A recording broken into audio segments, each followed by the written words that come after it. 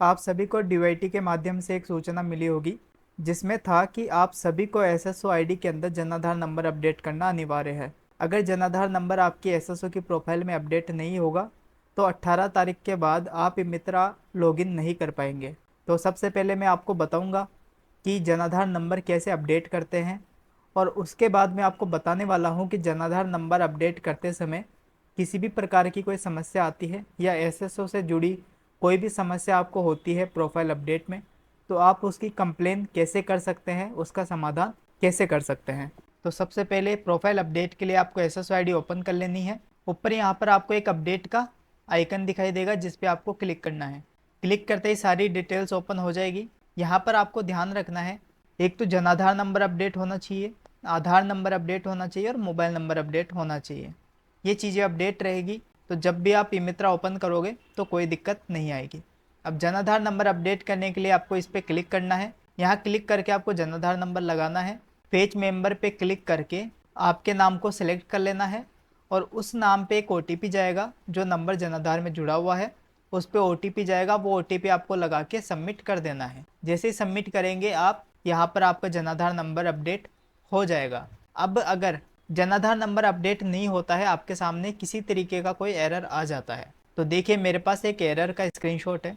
ये देखिए, अगर आपके सामने इस तरीके का कोई एरर आ जाता है जिसमें ये लिखा होता है कि आपका जो डेटा आप रजिस्टर कर रहे हैं यानी अपडेट कर रहे हैं वो ऑलरेडी कहीं ना कहीं पे रजिस्टर है, जिसकी एसएसओ आईडी भी आपको यहाँ पे दिखाई देती है।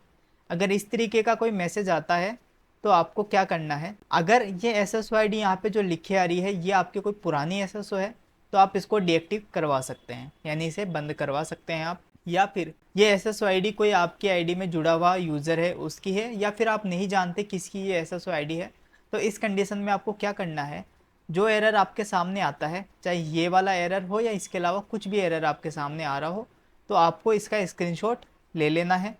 अब देखिए दूसरी प्रॉब्लम क्या आती है, कई बार क्या होता है कि यहाँ पे जो आधार नंबर है ये टाइप करने का ऑप्शन नहीं आ रहा है। ये इसलिए नहीं आ रहा है क्योंकि जब जनाधार नंबर आप टाइप करोगे तो यहाँ पे ऑटोमेटिक ही आधार नंबर जनाधार से उठा लेगा।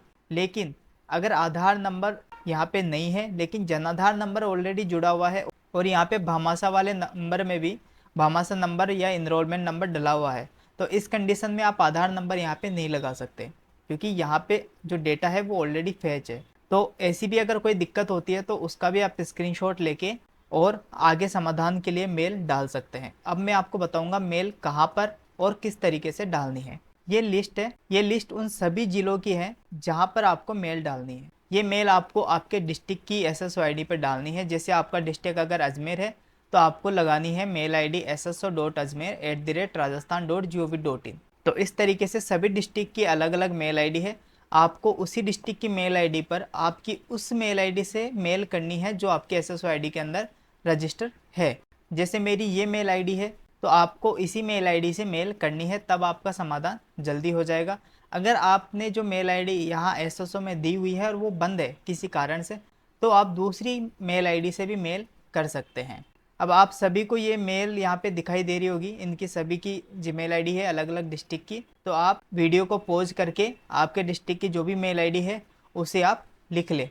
यहाँ तक का काम खत्म हो गया है। अब आपको मेल किस प्रकार से डालनी है, मेल करने का भी एक तरीका होता है, उस तरीके को आपको ध्यान में रखना है कि कैसे मेल करेंगे ताकि हमारा जल्दी समाधान हो जाए। तो आपको सबसे पहले ईमेल आईडी ओपन कर लेनी है। आपकी ईमेल आईडी ओपन करने के बाद यहाँ पे कंपोज का ऑप्शन आता है, यहाँ पे क्लिक करना है। तो के अंदर आपको आपके डिस्ट्रिक्ट की एसएसओ आईडी लिख लेनी है। ये मेरे डिस्ट्रिक्ट की मेल आईडी है जो मैंने यहाँ पे लिख दी है।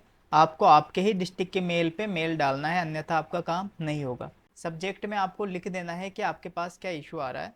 तो आप इसे हिंदी में भी लिख सकते हैं या इंग्लिश में भी लिख सकते हैं। हिंदी में भी आप लिखेंगे तो आपका काम हो जाएगा। जैसे मैं यहाँ पे लिखता हूँ प्रोफाइल अपडेट इशू। अब प्रोफाइल अपडेट इशू सब्जेक्ट में आ गया है। ये आपको ध्यान रखना है, मेल इसी तरीके से जानी चाहिए आगे। अब यहाँ पे लिखना है डियर सर, और इसके बाद आपको लिखना है क्या समस्या आ रही है। जैसे कि ये आपको मैटर लिखना है कि जन आधार नंबर लगाते समय डेटा ऑलरेडी बता रहा है जिसका स्क्रीनशॉट मेल के साथ में अटैच कर दिया है, ऐसे आपको लिखना है। अब आपको आपकी डिटेल्स डालनी है, जैसे कि एसएसओ आईडी हो गई, एसएसओ आईडी के बाद जन आधार नंबर, क्योंकि आप जन आधार नंबर अपडेट कर रहे हैं। जो रजिस्टर मोबाइल नंबर है वो भी आप लिख देंगे यहाँ पे। क्योंकि हो सकता है वो एरर मोबाइल नंबर का दे रहा हो, और रजिस्टर मेल आईडी। ये डिटेल्स तो आपको टाइप करके लिखनी है। अब आपको इसके अंदर अटैचमेंट में क्या लगाना है, देखिए अटैचमेंट में एक पीडीएफ है। जो भी एसएसओ आईडी में आप संशोधन करवाना चाहते हैं, जब आप कर रहे हैं तो आपके सामने किसी तरीके की दिक्कत आ रही है, या फिर आपके जो प्रोफाइल है उसके अंदर आधार नंबर या जनाधार नंबर किसी और का डला हुआ है, तो उससे आप अपडेट करवाना चाहते हैं, तो इसके लिए ये पीडीएफ है। इस पीडीएफ में आपको आपका नाम लिखना है, पंचायत समिति का नाम लिखना है, आधार नंबर लिखना है, जनाधार number, mobile number, citizen SSO ID यानी आपकी एसएसओ आईडी। अगर आपकी कोई और भी एसएसओ आईडी है तो वो एसएसओ आईडी भी आपको यहाँ पे लिखनी है। अब है एसएसओ आईडी में संशोधन क्या करना है, जैसे कि आधार नंबर चेंज करना है, जनाधार नंबर चेंज करना है, मोबाइल नंबर चेंज करना है। और दूसरा है क्यों करना है, तो आप लिख सकते हैं कि जनाधार नंबर मेरा नहीं है, किसी और का डला हुआ है, आधार नंबर मेरा नहीं है, किसी और का है, या नंबर चेंज करना चाह रहे हैं तो सिम बंद हो गई है तो इसलिए हम नंबर चेंज करना चाहते हैं। ये आपको भरना है, सिर्फ यहीं तक आपको लिखना है। नीचे जो है वो पेंशनर के लिए है, वो अलग चलता है।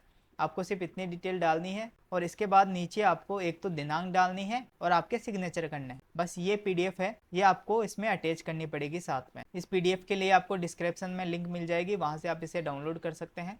अब आपको वापस से मेल में आ जाना है, यहाँ पर आकर आपको अटैचमेंट में लगाना है, अटैच फाइल यहाँ पे करनी है। अटैच फाइल के अंदर जहाँ भी आपने डॉक्यूमेंट सेव कर रखे हैं वहाँ से आप ले लेंगे, जैसे कि एरर का स्क्रीनशॉट हो गया, और दूसरा है ये पीडीएफ जो आपने भरी थी। ये मैं आपको एग्जाम्पल के तौर पे बता रहा हूँ, ऐसे आपको दोनों को ले लेना है, या और भी कोई एरर है तो उसका भी स्क्रीनशॉट ले लेना है। और साथ में जब भी आप कुछ चेंज करवाना चाहते हैं तो उस कंडीशन में आपको आधार और जनाधार की कॉपी हमेशा साथ में अटैच करनी है। आधार जनाधार की कॉपी भी आपको साथ में पीडीएफ लगानी है, स्कैन वो भी क्लियर होनी चाहिए। क्लियर अगर स्कैन आप अपलोड करेंगे तो ही आपका काम जल्दी से हो पाएगा। उसके बाद आप ओपन में करेंगे तो ये फाइल्स यहाँ पे अटैच हो जाएगी, और अटैच होने के बाद में यहाँ जैसे सेंड करते हैं आप, सेंड करते ही ये जो क्वेरी है आपकी ये डिपार्टमेंट में पहुंच जाएगी। ये क्वेरी 2 दिन के अंदर सोल्व हो जाती है। अगर 2 दिन में आपके पास मेल पे रिप्लाई नहीं आता है तो आप इस पे एक बार रिमाइंडर कर देंगे मेल पे, क्योंकि इसमें ज़्यादा समय नहीं लगता है, 2 दिन के अंदर अंदर डिपार्टमेंट इसका समाधान कर देता है। लेकिन फिर भी किसी कारण से नहीं होता है तो आप रिमाइंडर कर देंगे मेल पे, रिमाइंडर करते ही अगले दिन इसका समाधान कर दिया जाएगा। लेकिन ये जो 2 दिन होते हैं ये वर्किंग डेज होते हैं, सैटरडे संडे डिपार्टमेंट को ऑफ रहता है, और इसके अलावा भी अगर कोई गवर्नमेंट हॉलीडे है तो उसका भी ऑफ रहता है। तो इस तरीके से आप आपके एसएसओ प्रोफाइल में कुछ भी अपडेट से रिलेटेड कोई इशू आता है तो कंप्लेन आप रजिस्टर कर सकते हैं। और ऐसे ही वीडियोस को देखने के लिए हमारे चैनल को सब्सक्राइब कर लें, ताकि मित्रा चलाने में आपको आसानी रहे।